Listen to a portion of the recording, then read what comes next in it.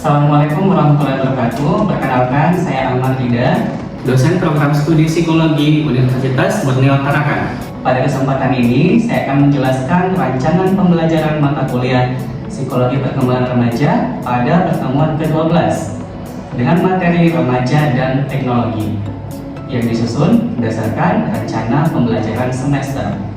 Mata kuliah ini membahas konsep, teori, dan fenomena perkembangan remaja yang meliputi perubahan fisik, kognitif, psikososial, pembentukan identitas, pengembangan karakter, perkembangan seksual, kesehatan fisik dan mental, serta pengaruh teknologi dan pengasuhan dalam konteks keluarga dan sosial. Mahasiswa diarahkan untuk mampu menganalisis dinamika, perkembangan remaja dan permasalahannya berdasarkan teori psikologi perkembangan remaja secara kritis dan etis sesuai dengan Kode Etik Psikologi Indonesia. Pada pembelajaran ini, kemampuan yang diharapkan mengacu pada sub-CPNK kelima, yaitu menganalisis pengaruh teknologi dan pola asuh terhadap perkembangan, penyesuaian sosial, dan kesehatan mental remaja dalam konteks keluarga dan masyarakat. Adapun pada pertemuan ke-12, fokus pembelajaran diarahkan pada pengaruh teknologi terhadap perkembangan remaja. Materi yang dibahas adalah remaja dan teknologi dengan pokok bahasan berbagai fenomena yang berkembang di era digital seperti nomofobia, FOMO, dan kecanduan internet. Melalui materi tersebut, mahasiswa diajak memahami keterkaitan antara konsep psikologi perkembangan dengan berbagai fenomena yang dihadapi remaja saat ini. Pembelajaran dilaksanakan dalam bentuk kuliah dengan menggunakan metode case-based learning. Setelah memperoleh pengantar mengenai konsep-konsep utama, mahasiswa diberikan studi kasus yang berkaitan dengan fenomena penggunaan teknologi pada remaja. Mahasiswa kemudian menganalisis kasus tersebut berdasarkan teori psikologi perkembangan, mendiskusikan hasil analisis, dan menyampaikan argumentasi yang didukung referensi ilmiah. Melalui proses ini, mahasiswa diharapkan mampu mengembangkan kemampuan berpikir kritis, analitis, dan pemecahan masalah. Interaksi pembelajaran dirancang agar berlangsung secara aktif melalui pertanyaan pemantik, analisis studi kasus, diskusi kelas, dan penyampaian hasil analisis mahasiswa. Dalam proses tersebut, saya berperan sebagai fasilitator yang membimbing mahasiswa dengan mengidentifikasi permasalahan, mengaitkan fenomena dengan teori psikologi perkembangan, memberikan pertanyaan pendalaman, serta memfasilitasi diskusi agar setiap mahasiswa berpartisipasi secara aktif. Pada akhir pembelajaran, saya memberikan umpan balik dan penguatan terhadap hasil analisis mahasiswa sebagai bagian dari proses pembelajaran. Penilaian dilaksanakan menggunakan bentuk non-tes melalui studi kasus dengan rubrik penilaian sesuai RPS. Mahasiswa dinilai berdasarkan ketepatan menganalisis pengaruh teknologi terhadap perkembangan penyesuaian sosial dan kesehatan mental remaja dalam konteks keluarga dan masyarakat. Demikian penjelasan mengenai rancangan pembelajaran mata kuliah Psikologi Perkembangan Remaja pada pertemuan ke-12 dengan materi remaja dan teknologi. Selanjutnya, mari kita saksikan video pelaksanaan pembelajaran sebagai implementasi rancangan pembelajaran yang telah dipaparkan. Selamat pagi. Pagi, Pak.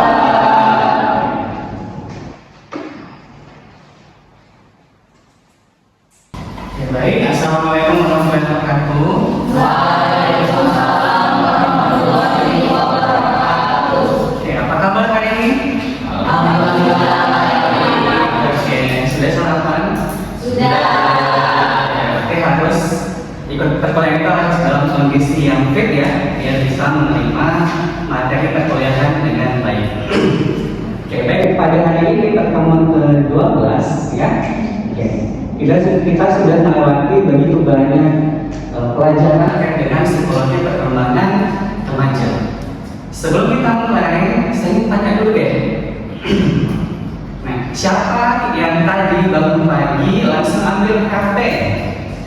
Ada langsung ambil gadget? Oke, semuanya luar biasa sekali. Kenapa tiba-tiba ambil gadget? Bangun pagi ambil gadget, ambil HP, kenapa? Ada yang mau kasih pendapat? Saya Pak. Kenapa? Karena saya tidak mengecek Kalau kuliah. ya, Sabila luar biasa ya, bangun pagi ambil HP, ngecek perkuliahan. Ada yang lain? Ya, ya, cek notif dari siapa?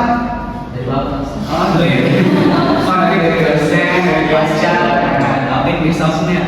Nah, menurut kalian apakah kebiasaan itu baik atau tidak? Bangun pagi ambil HP, cek notifikasi. Saya Pak, izin memberikan arahan. Ya, Kalau menurut saya belum bisa disebut baik, belum bisa disebut buruk. Dilihat dulu bagaimana, tergantung bagaimana dia membuka HP. Ketika setiap pagi membuka HP untuk belajar, menurut saya itu suatu hal yang baik. Oke. Tapi kalau dia membuka HP hanya untuk scroll TikTok, IG, ataupun main game, itu menurut saya kurang baik.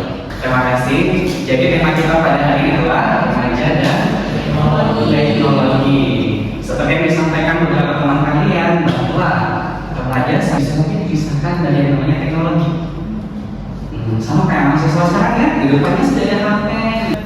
Ada yang notif sedikit, tiba-tiba langsung lihat gadget. Nah, inilah materi kita pada hari ini. Sehingga harapannya setelah pembelajaran hari ini, mahasiswa itu dapat menganalisis pengaruh teknologi terhadap perkembangan penyesuaian sosial dan kesehatan mental remaja dalam konteks keluarga dan masyarakat. Jadi ini adalah tujuan pembelajaran kita pada hari ini. Kemudian kita masuk pada materi ya, remaja sebagai digital native.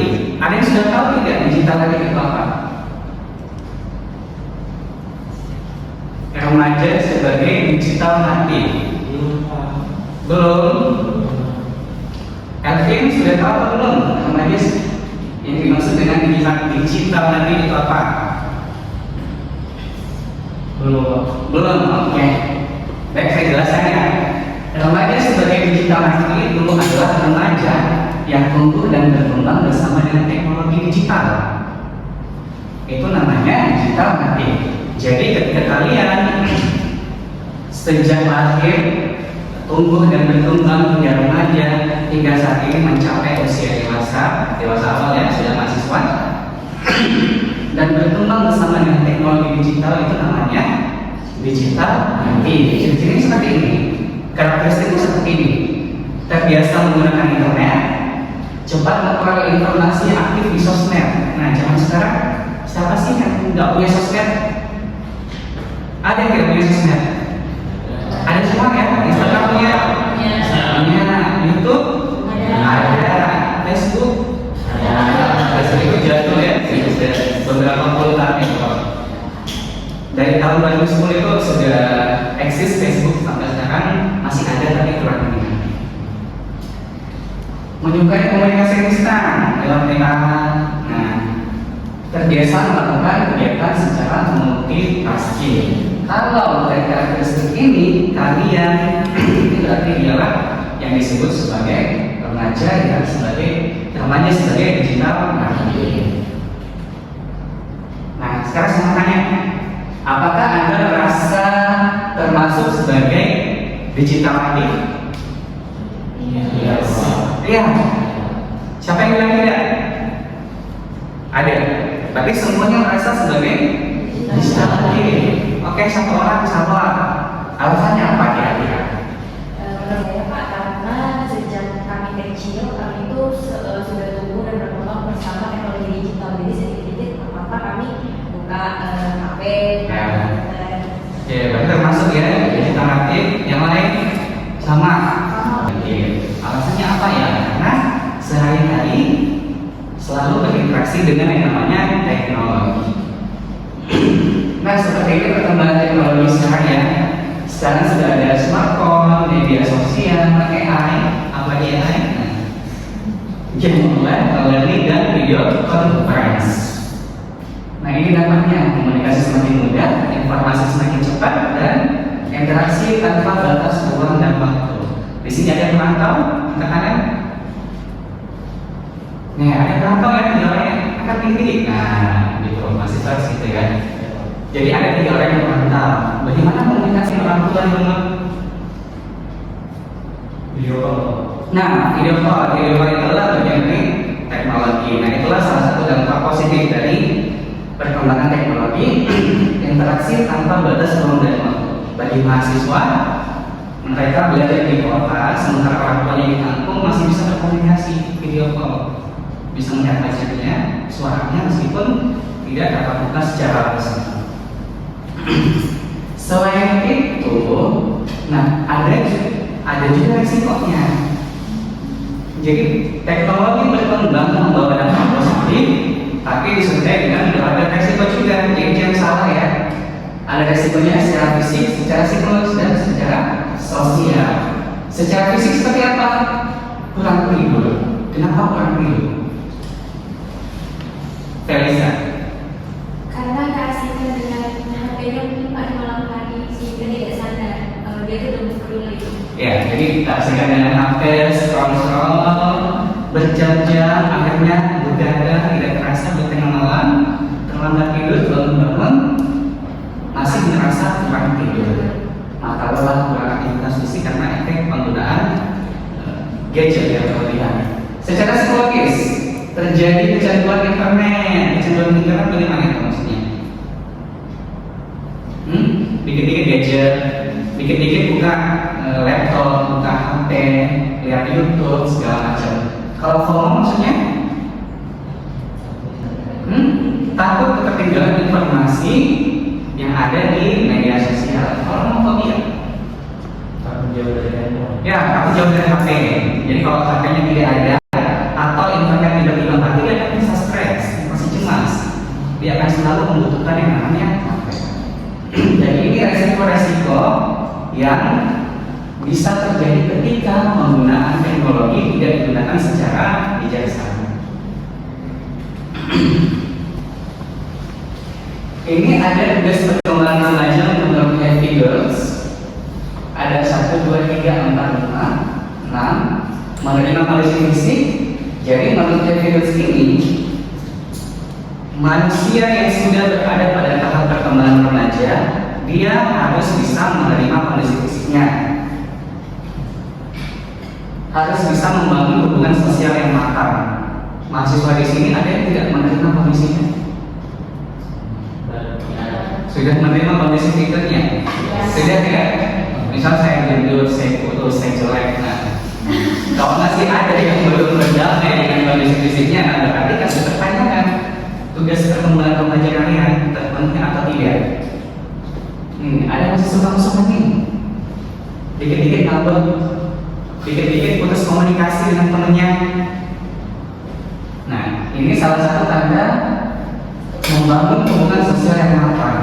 Jadi kalau remaja itu sudah harus memenuhi yang namanya hubungan sosial yang matang, sudah harus mulai terbina hubungan yang baik. Jangan dikit-dikit ngambek, dikit-dikit putus komunikasi. Nah, berarti salah satu tugas perkembangannya belum terpenuhi. Selanjutnya, berdasarkan yang saya paparkan tadi, teknologi dan remaja ya, bagaimana teknologi dapat membantu atau justru menghambat tugas perkembangan tersebut? Angkat tangan. Saya makan. Oke, sama. Menurut saya Pak, teknologi itu pada dasarnya, pada sejatinya teknologi itu adalah alat Pak. Jadi bagaimana teknologi dapat membantu atau justru menghambat tugas perkembangan itu tergantung dari remajanya itu sendiri. Jika teknologi itu bisa digunakan secara bijak, maka teknologi itu menurut saya dapat menjadi alat yang mendukung remaja untuk mencapai tugas perkembangan remaja menurut Bapak Hendrikan. Namun sebaliknya, jika misalnya teknologi digunakan secara berlebihan atau tanpa kontrol diri yang baik, teknologi itu justru dapat menghambat tugas perkembangan tersebut. Jadi Pak, pertanyaannya itu sekarang bukanlah lagi tentang apakah teknologi itu baik atau buruk, tetapi bagaimana remaja itu mampu mengembangkan literasi digital dan juga regulasi dirinya secara baik, sehingga teknologi itu dapat menjadi alat untuk mendukung proses perkembangan yang bukan malah mengendalikan proses perkembangan si remaja itu sendiri.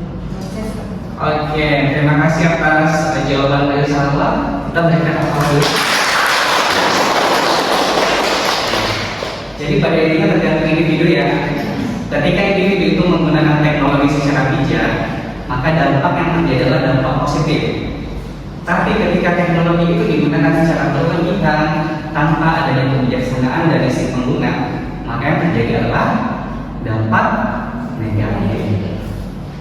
Oke, sekarang kita masuk pada studi kasus. Silakan berbagi kelompok ya, 3. Kelompok pertama, kelompok kedua, dan kelompok ketiga. Ada yang punya kertas? Saya bagikan kertas. Jawabannya ditulis di kertas ya.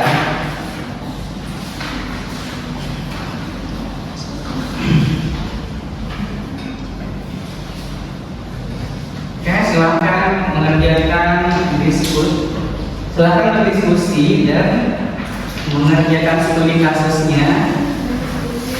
Dan ingat jangan menggunakan AI.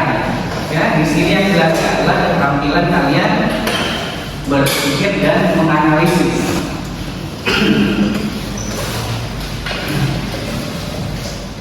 Ya, perhatikan ini studi kasusnya.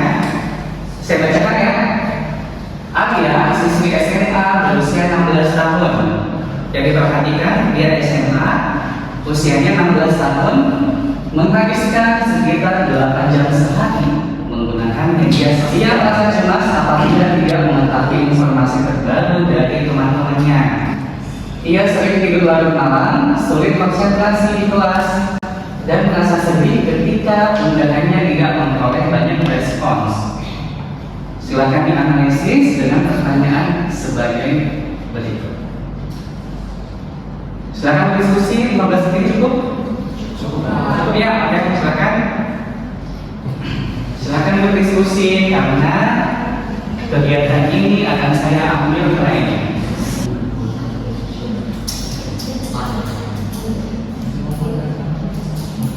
Bagaimana kelompok ini? Sudah berdiskusi? Mana hasil diskusinya coba? Nah, dari kasus tersebut di atas, kira-kira bagaimana sih fenomenanya? Ya, Fenomena tersebut itu menggambarkan rasa takut akan ketinggalan. Jadi si A ini merasa takut akan ketinggalan informasi, aktivitas, maupun pengalaman dari orang lain dan saya sendiri dengan oke. Nah, kalau lihat secara teori bagaimana sih? Ya Pak, Ya, kalau dari kasus ini kita bisa menggunakan teorinya Erikson, di mana Arya ini menurut saya dia berada pada fase role identity versus conversion, di mana pada fase ini dia berusaha untuk mencari identitas dirinya. Nah, pada studi kasus ini seorang Arya ini dia kebingungan dan dia bergantung pada media sosial, di mana like dan komentar dan semacamnya itu merupakan suatu bahan yang untuk membangun identitas dirinya, sehingga untuk membangun identitas dirinya di pada media sosial ini kurang begitu sehat Pak. oke. Dampaknya menurut kelompok lain seperti apa? Kalau dampaknya pertama ini bakalan berdampak pada sosialnya Arya, karena penggunaan media sosial sudah terlalu lumayan sangat-sangat berlebihan di dalam jam sama aja menggunakan sosialnya. Oleh karena itu kualitas interaksi antara teman sebaya dan keluarganya itu akan kurang sehat, juga kualitas secara nyatanya kurang sehat. Nah, terus lagi pula makanya apabila dibiarkan terus-menerus Pak akan menyebabkan dia akan sering tidur larut malam tadi, sulit berkonsentrasi waktu di kelas, sehingga prestasi akademiknya akan cenderung berkurang Pak. Oke, jawabannya sudah bagus ya, sudah cukup tepat. Tinggal dirapikan lagi, ditambahkan alternatif apa sih yang bisa dilakukan untuk mengatasi masalah yang dialami. Maka untuk mengatasi yang tak mampu, kita berikan kesempatan untuk presentasi. Yang sudah merasa jawabannya tepat dan sudah selesai siapa? Angkat tangan. Oke, kelompok pertama, silakan ke depan. Oke, silakan ke depan dulu. Ini. Nah. Jadi kelompok satu ini akan mempresentasikan hasil diskusi terkait dengan studi kasus si Alia ini. Kemudian teman-teman yang lain menanggapi ya. Nah, Bapak, silakan kelompok satu. Baik, selamat pagi teman-teman. Pagi. Jadi kasus kedua di sini saya Salwa dan Felisa selaku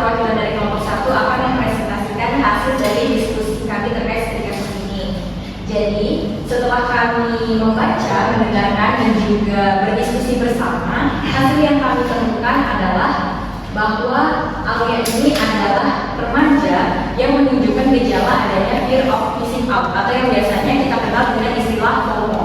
Nah, yang kedua, Alia ini juga sepertinya dia kecanduan media sosial atau penggunaan media sosial yang berlebihan. Dan Alia ini juga ketergantungan terhadap validasi sosial di media sosial. Selain itu, kami juga menemukan bahwa Alia ini mengalami gangguan pola tidur dan juga penurunan kualitas interaksi dengan keluarganya dan penurunan konsentrasi dalam belajar.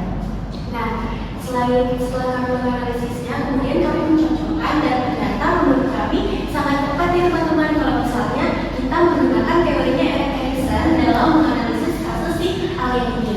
Nah, teman-teman, seperti yang kita ketahui bahwasanya pada masa remaja, si Alia ini kan sekarang lagi berada di masa remaja ya, karena dia sekarang sudah berusia 16 tahun, sehingga dia berada pada tahap identity versus recognition. Karena jadinya saat ini Alia ini sedang berusaha untuk menentukan atau mencari jati dirinya dari lingkungannya. Nah, kemudian media sosial ini kemudian menjadi tempat si Alia untuk mendapatkan penerimaan. Jadi dia berusaha untuk membangun citra dirinya melalui media sosial, sehingga dia merasa bahwasannya dia itu perlu untuk memperoleh validasi sosial. Akibatnya jumlah komentar itu menjadi tolak ukur Alia dalam menentukan harga dirinya. Apakah ada teman-teman yang menanggapi atau memberikan teori dari apa lain? Jadi kan kalau menurut si Piaget kan itu si Alia itu masuk ke dalam tahap formal operasional ya teman-teman, dimana harusnya itu sudah bisa berpikir akses sama kreatif kan. Tetapi karena dia mengalami paparan teknologi yang terlalu berlebihan, sehingga itu mengganggu kemampuannya dalam berteknologi, sehingga teknologinya kurang ada. Ada lagi? Oke, silakan. Kalau kita lihat dari teori Brentford, media sosial ini menjadi bagian dari lingkungan yang mempengaruhi perkembangan dari si Alia itu sendiri. Nah, jadi interaksi antara keluarga, teman sebaya, dan lingkungan digital itu sama-sama mempengaruhi bagaimana perilakunya si Alia itu sendiri. Oke, baik, terima kasih teman-teman atas tanggapan yang telah diberikan. Jadi kami bisa simpulkan dari analisis kasus ini bahwasanya Alia ini mengalami masalah FOMO atau fear of missing out karena dia menggunakan teknologi secara tidak tepat dan pada akhirnya membuat perkembangan remajanya tidak optimal ya sebenarnya. Dan kami juga menemukan bahwa ternyata teori yang kami pakai itu hanya satu dan mendapatkan tambahan dari kalian. Kami mengucapkan terima kasih atas bantuannya dan juga bisa menambah wawasan kami.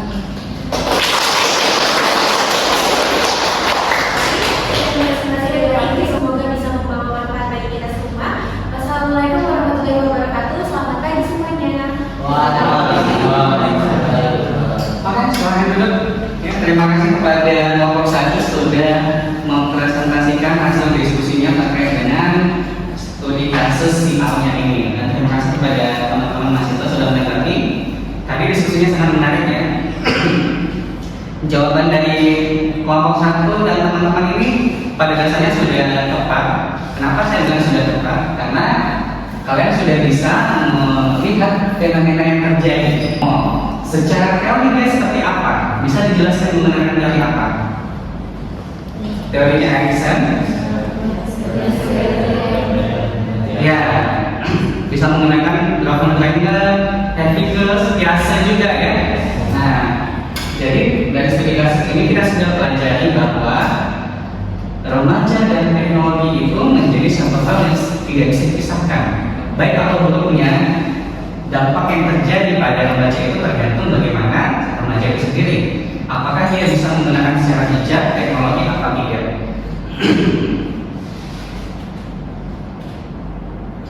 Ya, baik. Jadi dari diskusi tadi saya bisa nilai teman-teman semua sudah memiliki pemahaman yang cukup terkait dengan remaja dan teknologi. Jadi kalian sudah bisa mengidentifikasi fenomena, bisa melihat secara teori ya, menjelaskan secara teori fenomena ini seperti apa dan menganalisis dampaknya. Berikan aplaus saya lagi untuk teman-teman. Oke, dari pelajaran yang tadi sudah kita dapatkan siapa yang bisa menyimpulkan apa pelajaran yang bisa kita peroleh pada hari ini. Iya, silakan Lisa. Jadi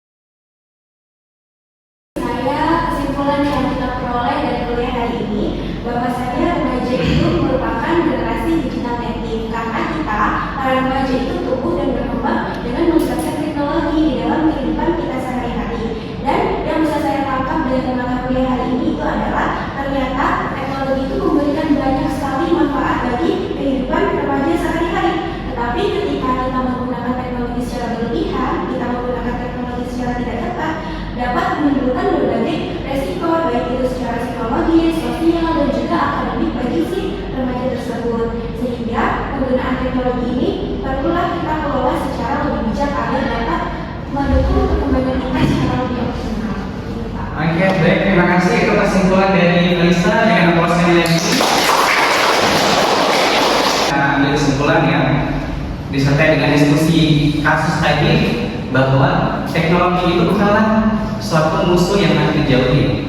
Tapi teknologi selagi kita bisa menggunakannya secara bijak, maka itu bisa membantu kita untuk menjadi lebih baik. Contohnya apa? Ketika kita ada tugas belajar, kita menggunakan teknologi, cari referensi menggunakan teknologi, pakai internet, pakai laptop. Ketika digunakan secara bijaksana, maka itu akan membawa dampak positif bagi kita.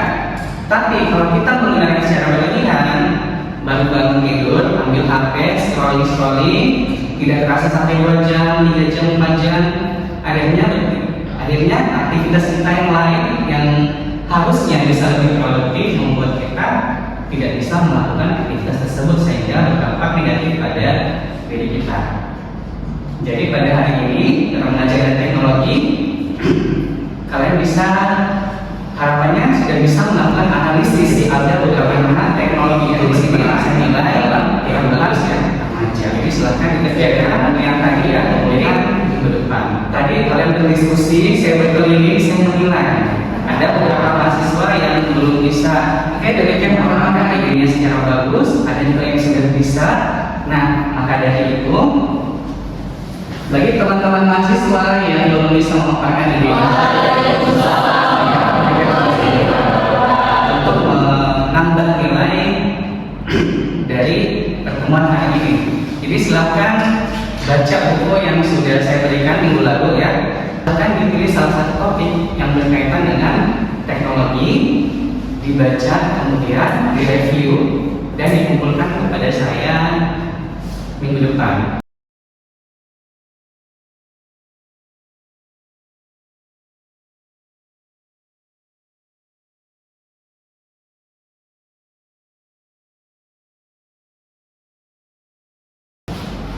Oke, demikian pertemuan hari ini. Terima kasih atas waktu dan kesempatannya.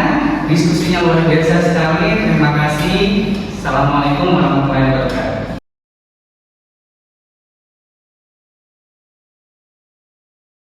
Demikian penjelasan dan pelaksanaan pembelajaran pada mata kuliah Psikologi Perkembangan Remaja. Terima kasih atas perhatian yang diberikan. Wassalamualaikum warahmatullahi wabarakatuh.